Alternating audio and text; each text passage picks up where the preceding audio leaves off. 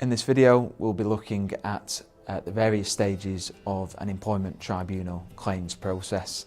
I will be looking at this from the employee perspective. And I'll be looking at this from the employer's perspective and how we can defend these sorts of claims before a tribunal. So the first step in an employment tribunal process is to notify ACAS of your intention to bring a claim.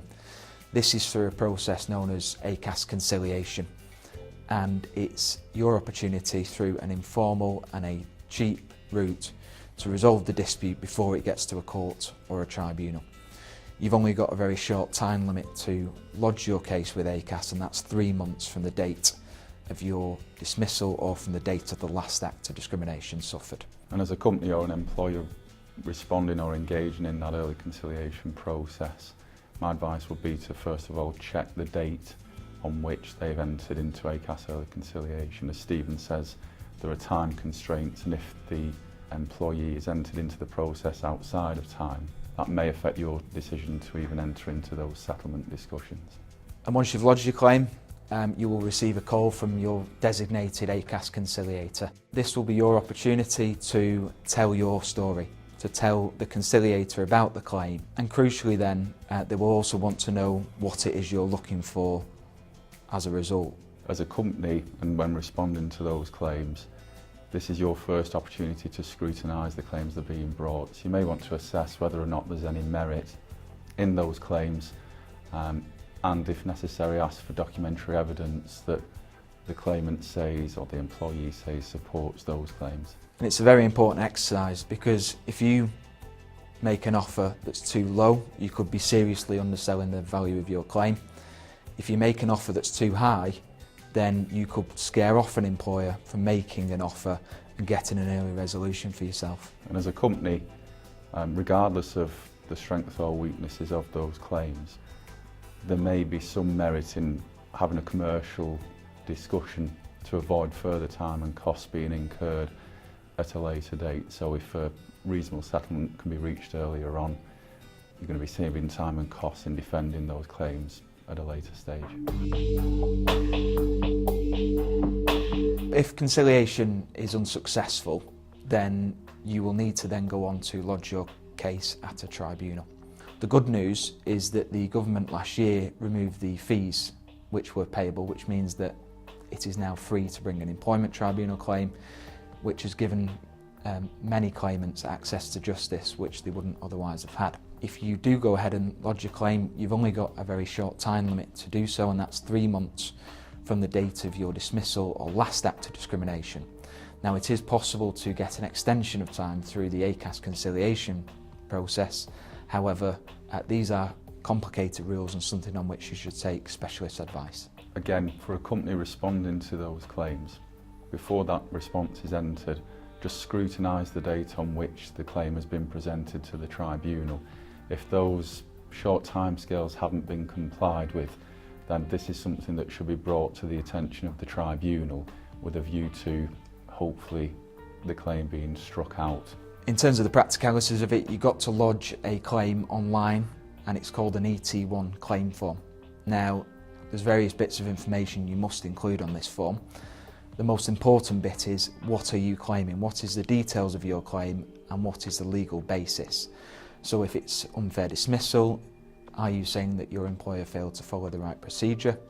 Did they not interview a key witness? Or was their decision as a whole unreasonable given the evidence it has available?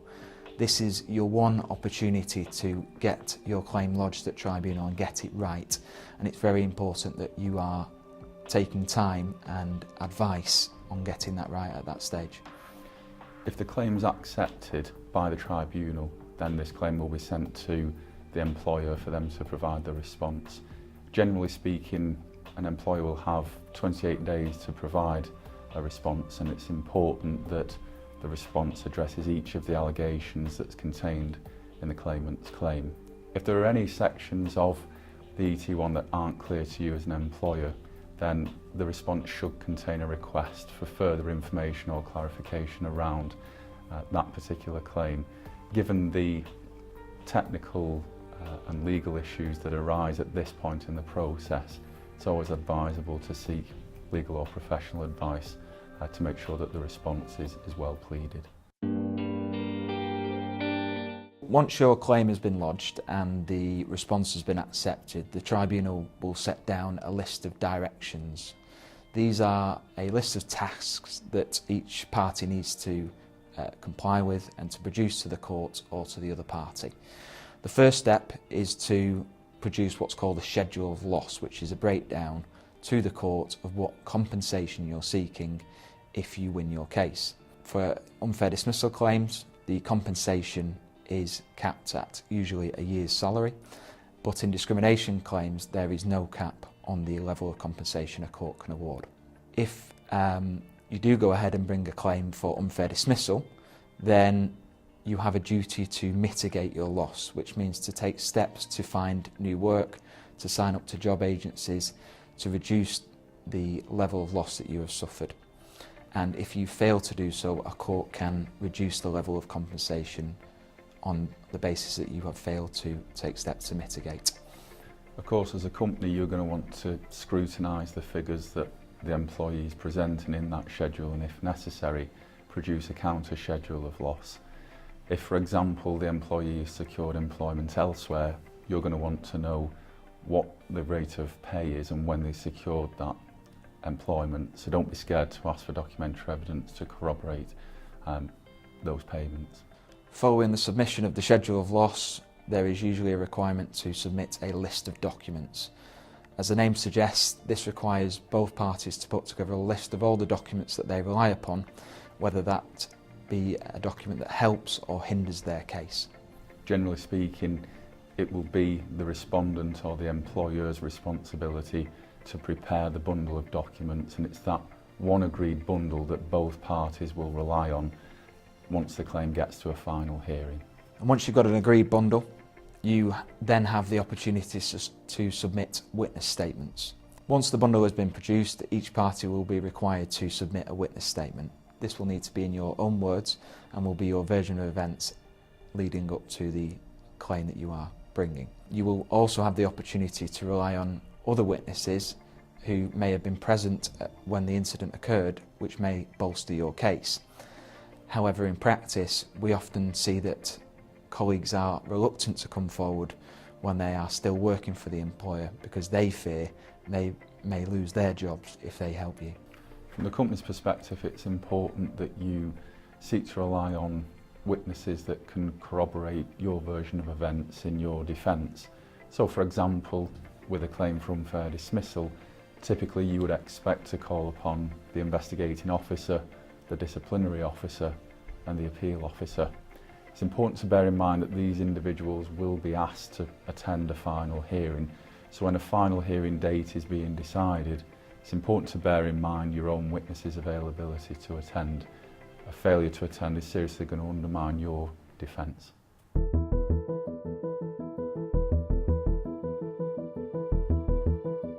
To maximise your chances of succeeding with a claim, it is always best to get legal advice and representation, particularly at this late stage in the case. Tribunals aren't as formal as criminal courts, however there will be a judge or a panel of members who you will have to put your case before, so there is formality to the process still.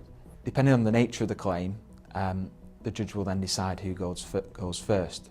It may be in an unfair dismissal claim that it is the employer's job to give their evidence first, whereas in discrimination, typically the employee goes first.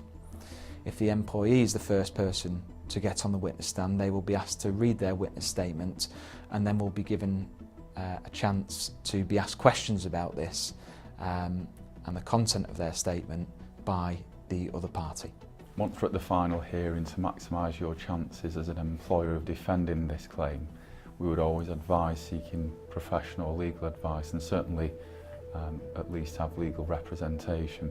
In the same way as the claimant presents their evidence, the respondent will call upon their witnesses to read their statements, and the claimant will be given an opportunity to ask questions of those particular witnesses.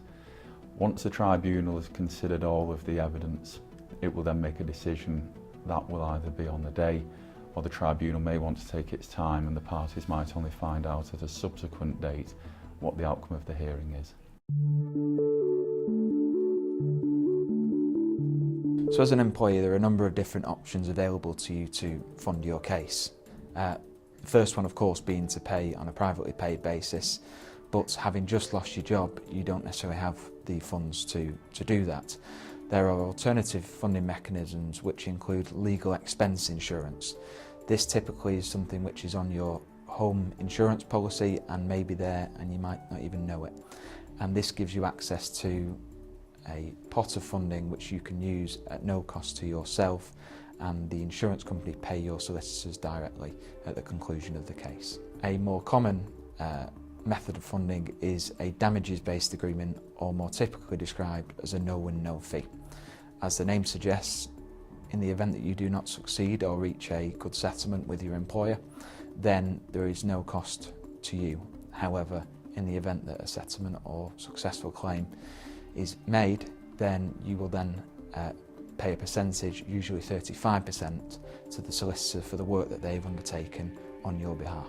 For a company or an employer defending these claims, there are typically two funding options in the main. The first is privately paid. The second is you may have an insurance policy in place that covers for these sorts of actions.